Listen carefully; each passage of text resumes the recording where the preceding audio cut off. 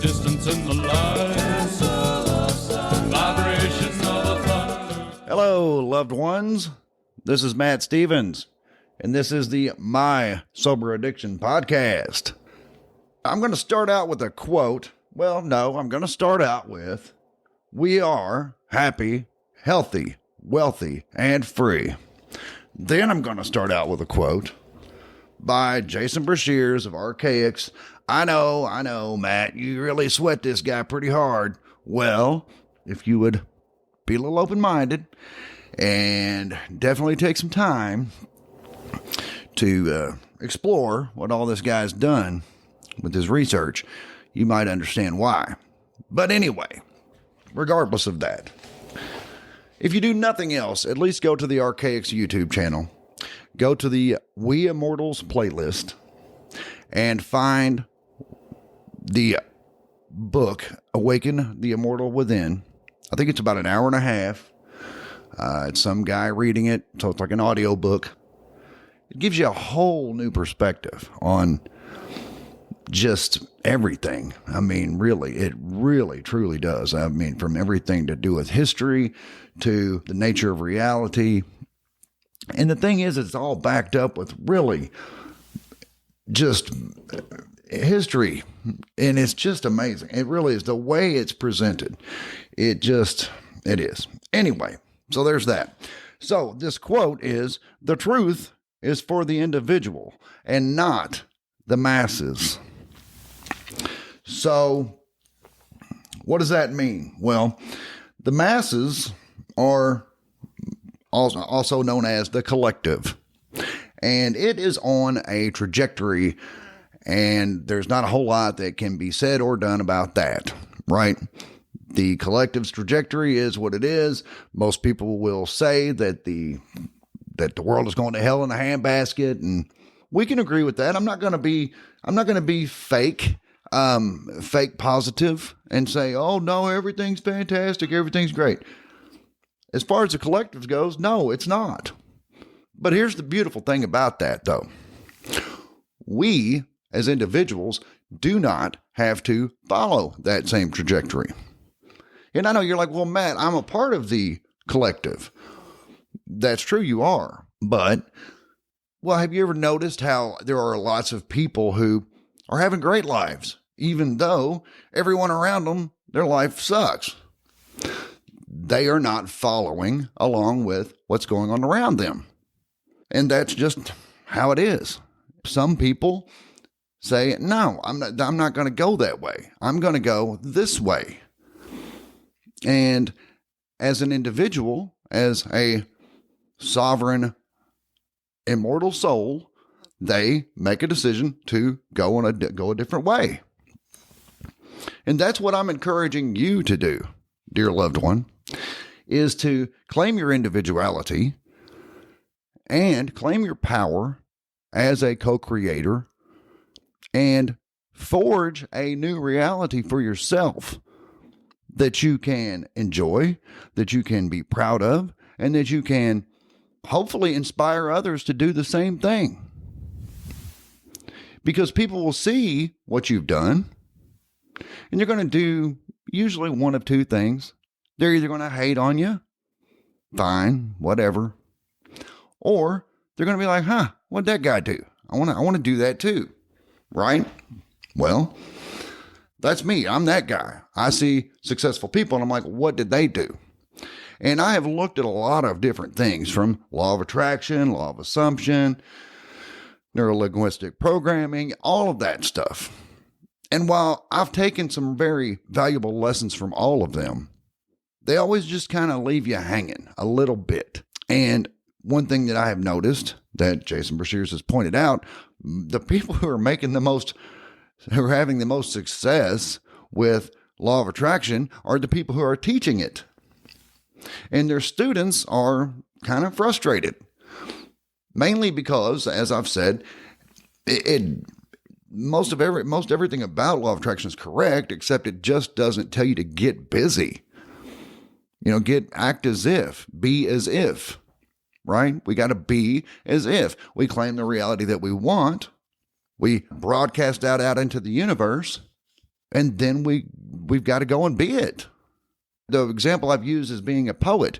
If you want to be a poet, well, do what poets do and write freaking poetry. I mean, it's not that difficult.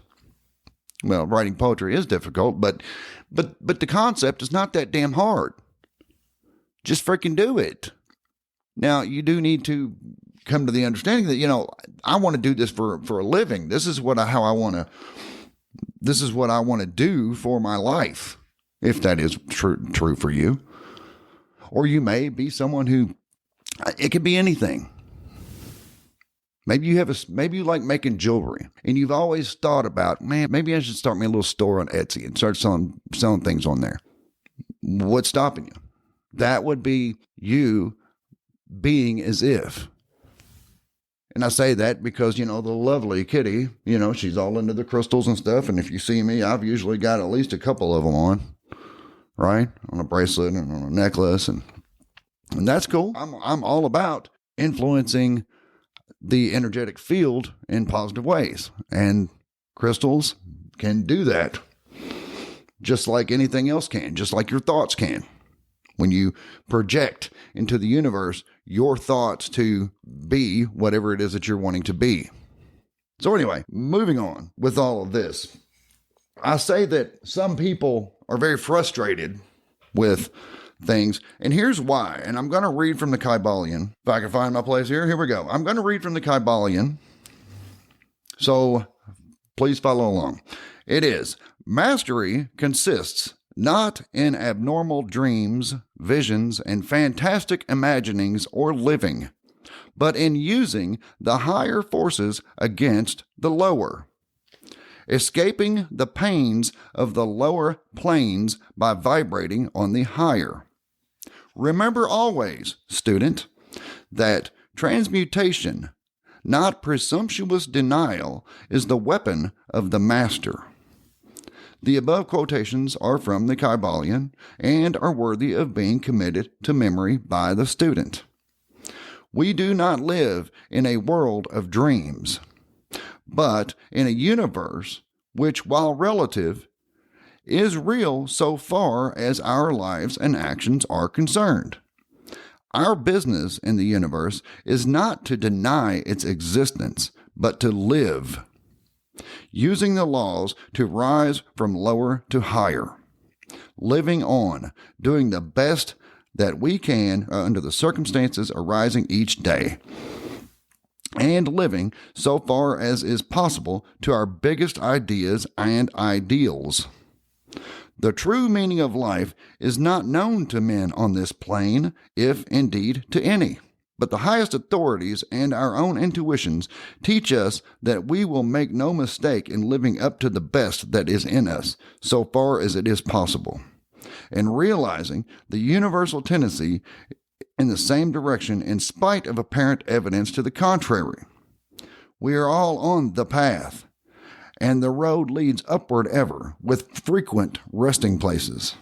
What that really means is, and I could have read a little bit before that, I suppose, because it's talking about how we know that the universe is, for all intents and purposes, an illusion.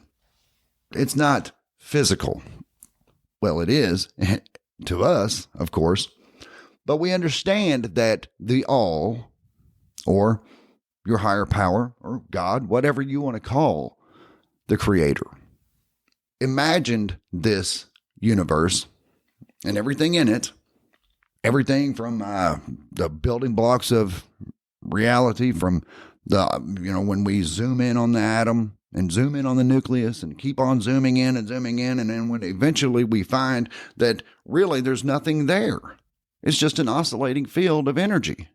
What we realize is that atoms are about 99.999 whatever empty space. So really, we realize there's nothing freaking there. Just energy. That's kind of a dangerous place, though, or it can become a dangerous place, because some people will become very nihilistic and think, well, if none of this is real, then screw it. What's the point? And in a lot of cases, that's where a lot of people go for a while. when they finally come to the realization that, well, all this is just dreamed up in the imagination of God. Well, that's where we live. But also in the Kybalion, it says, while we do understand this to be true, we are here to live and to have an experience. And we do have to abide by natural law. I mean, like gravity and speed of light and things like that. Things that apply to us in this physical reality. We accept all of these things. And in the Kybalion, it says, don't be disturbed by that, because we do reside in the mind of the all and are having experiences. And that's so that the all can have experiences. And as it was explained in Conversations with God, it says, I need you to go and have experiences so that I can live those experiences through you. Because this is the all speaking. Sure, I can imagine all of these things, but in fact, that's kind of what it's doing. It's imagining every possible scenario, every possible experience. And here you are. Just like an author writing a book. An author develops characters, develops a storyline, develops an entire world for a novel. And these characters, this world exists inside the author's mind. Now, granted, that's on a much smaller scale than what we're talking about, of course, but it is relative. When you imagine an entire world complete with characters and storylines and all this good stuff, you are creating in your mind conscious beings. Now, do they really exist? Well, they do in your mind, right? So that's what the Kybalion basically tells us is we exist inside the mind of the all. And this is not something that I'm not trying to get too woo-woo because, for one, we can't understand this anyway, right? It's not something we could understand. So what we do instead is we use this knowledge. We use the knowledge and know that, well, we are extensions of the all. We are fragments of it. So of course it's going to love us. Of course it's going to equip us with all of the tools that we would possibly need. We are it. So basically what it says is the physical world is an illusion, but it must be respected as real while we're in it.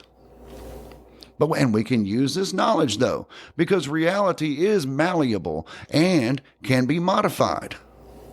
Like with the mirror principle, the universe reflects back to us what we project into it. You see, these are all things that a lot of people, spiritual teachers, will tell you. And it's kind of feel-good thoughts. It's like, oh, wow, yeah, that's nice. But it's also true. Because like I've been learning in Stalking the Wild Pendulum by Itzhak Bentov, thoughts do generate energy that does broadcast into the universe, however subtle of a broadcast that may be. But every knock, every motion creates ripples. Everything creates a ripple. You drop a pebble into a bucket of water, it creates ripples. You drop a single grain of sand into the same bucket, it's going to create a tiny little ripple. You may not even be able to detect it, but it does disturb the water.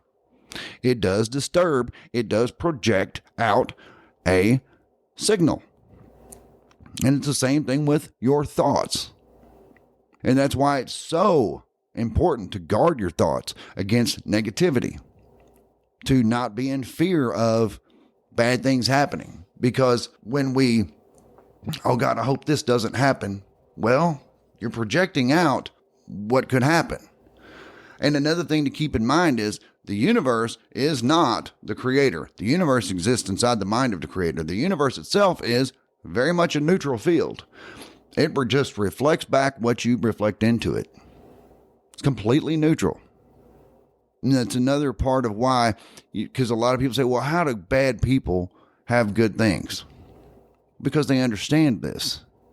They understand that the universe is going to reflect back to them whatever they project into it. So if they imagine good things for their lives, even if they're complete assholes to everybody else.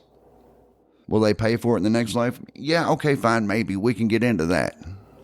But that's not what I'm talking about here. I'm talking about how you can, as it says in the Kybalion, use the laws, higher laws against the lower laws to create a better life for yourself. Primarily vibration and being as if, or act as if. If you want to be the successful poet, well, then act as a successful poet would act. What would a successful poet do? Well, the obvious answer is write poetry. But what else would they do? They would also make that poetry available to the public and or publishers or whoever. Substack would probably be a good start. I love Substack. That's where I have all my blog posts. Am I looking to get published from Substack? No. But if you're interested in some of the things that I write, there you go. There you go. Shameless plug from good old Matt. So anyway, I kind of mentioned the whole thing about bad people. So like the elites of the world, they know this already. And this is kind of occult knowledge, mainly because they don't want, and I'm not getting conspiracy theory here. Well, I'm trying not to. But they, meaning the elites, do not want us to know these things. Why? Because it's a whole lot easier to keep us under control when we are just going with the flow, when we're not acting as individuals, when we are just a part of the collective. It's much easier to keep people corralled into groups, whether you're a conservative Republican or if you're a Hindu, or if you're it doesn't matter. You can meet any of these groups. There's so many groups. But the thing is, it's easy to cater to those groups rather than individuals. Anyway, so the universe, or let's call it the field. The field is very neutral, and it will reflect back to you what you project into it. And as far as the collective is concerned, we can't worry about them. The collective, their trajectory is set. But now, individuals, you can affect change in your individual life. We've got to stop trying to save the world. We've got to stop trying to save the collective. For one, we're not going to be here for long anyway. And it's going to be what it's going to be. What's the quote? The world is going to be as evil as it was when you leave it as it was when you entered it. It's just how it's going to be. You can be, as an individual, affect change and make an amazing life for yourself. If you're listening to this, there's a real good chance you've already done that because you're most likely an addict in recovery. What are you doing now? You're acting as if someone who is sober. And what are you being? Someone who is sober. Okay, that might be a little simplistic. But what we do is we imagine a reality that we want. Here's a little formula.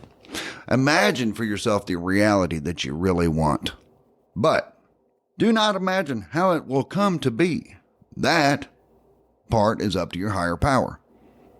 If you want to live a life of great health and doing what you love, and let's say living having a beautiful cabin in the mountains or a beach house in the Gulf of Mexico, or both, I don't know.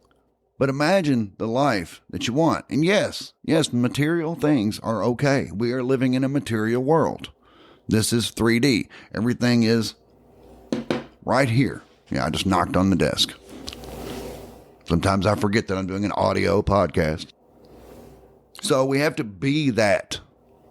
Declare it. I am a successful poet. I am living in a beach house in the Gulf of Mexico, whatever. Then we have to act as if. It's like, well, how can I act like I live in a beach house in the Gulf of Mexico, Matt, when I live in the Midwest and it's 0 degrees outside? Well, download the Zillow app. Or any app. I don't endorse Zillow, but whatever. Download an app on your phone. Start shopping for houses. Just window shopping. Just do it. Get that in. Bring that into your awareness. Bring that into your field. Do something that a person who's living that way what that person would be doing. Act as if. And you have to know that it's done, because at some point, somewhere in your field, it is done. It really is. It may not be in your physical awareness right now, but that's okay, because you're an eternal being. You are an eternal, immortal soul. You got nothing but time. The how and the when, don't worry about that. That's not even your concern. That is up to your higher power.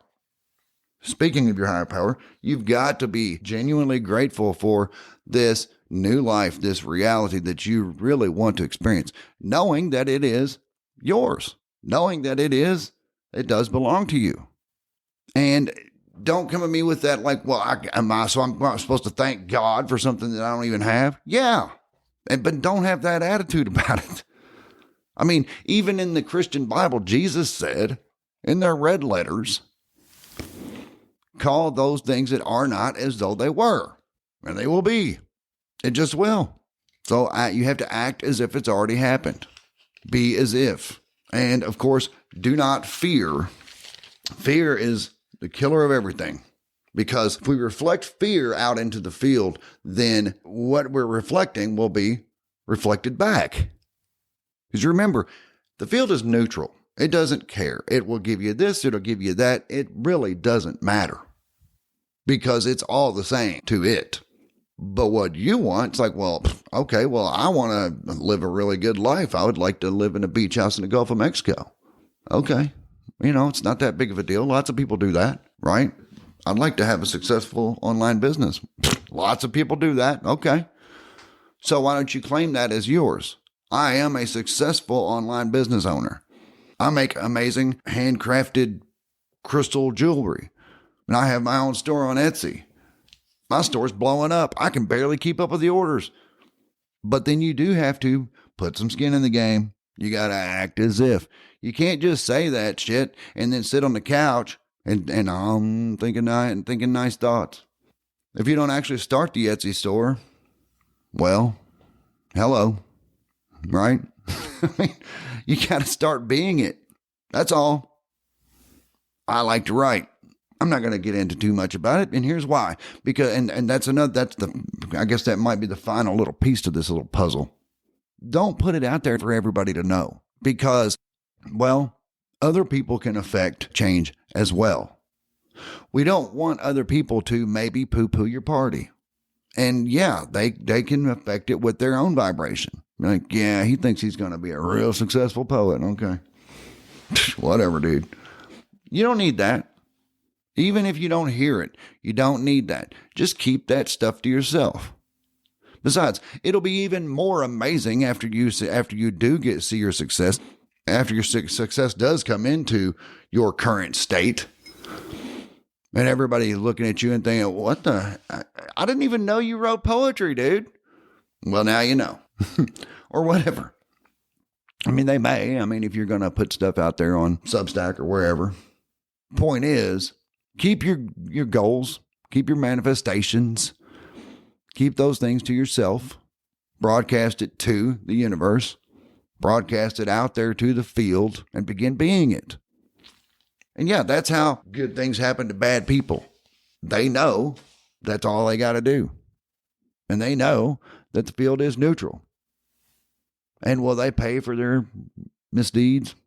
Maybe. I mean, is that any concern of mine? Nope. It's not.